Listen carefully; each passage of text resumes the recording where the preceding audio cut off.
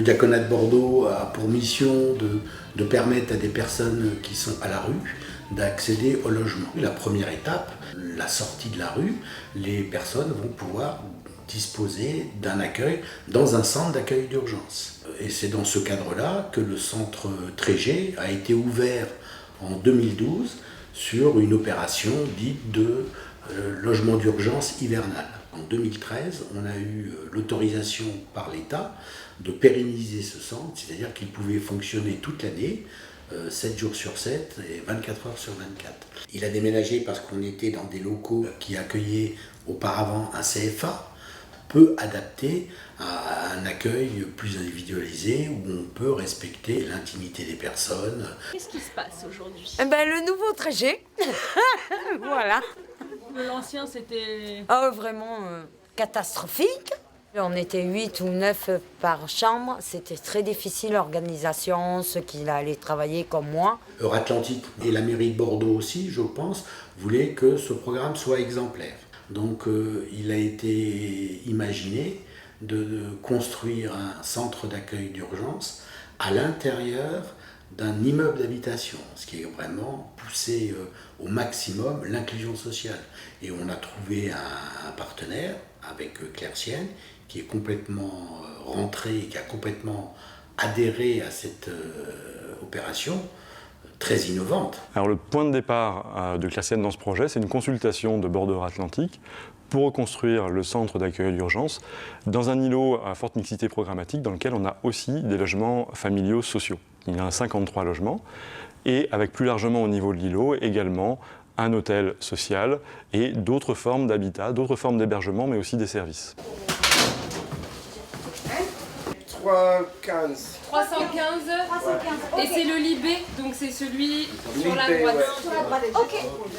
Delphine et Jennifer, vous êtes en 305. Alors, première action, excellent. Ah, c'est bon ça, merci l'État français. Tu peux Hier, vous étiez où? À l'ancienne maison. Et alors? Aujourd'hui, bon, je vois, c'est vraiment joli. C'est vide. Waouh! Mon Dieu du ciel! La nouvelle structure, forcément, est plus adaptée, a été réfléchie aussi par rapport aux besoins que nous avions pu repérer depuis quelques années sur l'ancien centre d'accueil d'urgence. Le hall d'entrée du centre d'accueil d'urgence, ça permet d'éviter d'avoir 85 personnes qui attendent à 17h sur la voie publique. Donc on a un espace restauration coupé en 2 parties pour les services de repas. On a une salle d'animation qui est juste derrière aussi, qui a été réfléchie en plusieurs espaces, un côté un peu plus posé avec des canapés, chauffeuses, un autre avec des tables hautes, des petites chaises pour des espaces de jeu. On a créé des terrasses extérieures sur l'espace repas et animation aussi pour les personnes qui souhaitent fumer leurs cigarettes, prendre un café tranquillement en extérieur. Après, en qualité, on part déjà que du mobilier neuf dans une structure entièrement neuve. On a aussi mis en place un lavomatique pour les résidents sur lequel on leur fournira les jetons pour qu'ils puissent laver leur linge. Là, c'est largement mieux, on est 2 par chambre. Donc déjà, ça va être moins de problèmes parce que quand on est à plusieurs dans une chambre, à chaque fois, il y a toujours des gens qui ne s'entendent pas, des gens qui ronflent, donc tu dors mal, etc. Alors que là, je pense que si elle ronfle pas, ça sera beaucoup mieux déjà. Merci beaucoup. Voilà. Vous êtes contente? Oui, je suis très contente. C'est bon, c'est joli. Vous voulez aller boire un café? Ah. Vous avez vu le premier étage? Non, non. Je vais vous montrer, venez avec moi. Allez, il est indispensable aujourd'hui de saluer la mobilisation générale, entre guillemets, de tous les acteurs politiques et techniques pour voir aboutir ce programme. Les centres d'accueil d'urgence, c'est atypique. Il n'y a pas de ligne budgétaire, par exemple, pour dire d'investissement pour construire un centre d'accueil d'urgence. La question de l'urgence, elle est là et il faut y répondre au mieux. Ce sont les financeurs qui ont vraiment dépassé leur cadre d'intervention habituel pour permettre que ce projet existe. C'est l'État, c'est la région, c'est le département, c'est la métropole, c'est la ville, qui ont tous fait des efforts, qui sont tous allés au-delà de leur cadre d'intervention habituel pour vraiment permettre de prendre en compte la singularité du projet. On va bien dormir aujourd'hui. Aujourd'hui, on va faire de beaux rêves. Je suis très contente en tout cas, vraiment, félicitations. C'est très joli, pop. Avant qu'il a pas, c'était très sale. Ici, en tout cas, c'est très propre. En tout cas, c'est agréable. Vous connaissiez l'ancien centre? Oui, j'étais là-bas. Et alors? En tout cas, c'est deux mondes différents.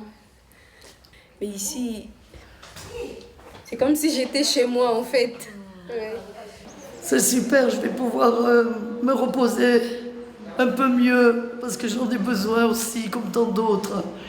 Mais j'en ai besoin vraiment. Cette opération, elle a un caractère exemplaire et elle doit servir, et où elle peut servir de modèle pour d'autres territoires, d'autres collectivités et d'autres partenaires associatifs. Construire un centre d'accueil d'urgence adapté au cœur de la cité, c'est possible. Cuando hablas de mí, de esa forma oscura, tu vida tiras todita en la basura.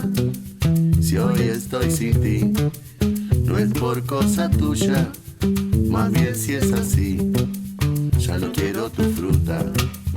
Hoy prefiero estar solo y no compartir con vos mi vida, porque nunca fue así. Intenté mirar con vos el mismo cielo, y cuando te miré, vos mirabas el suelo. Y cuando te miré, vos mirabas el suelo.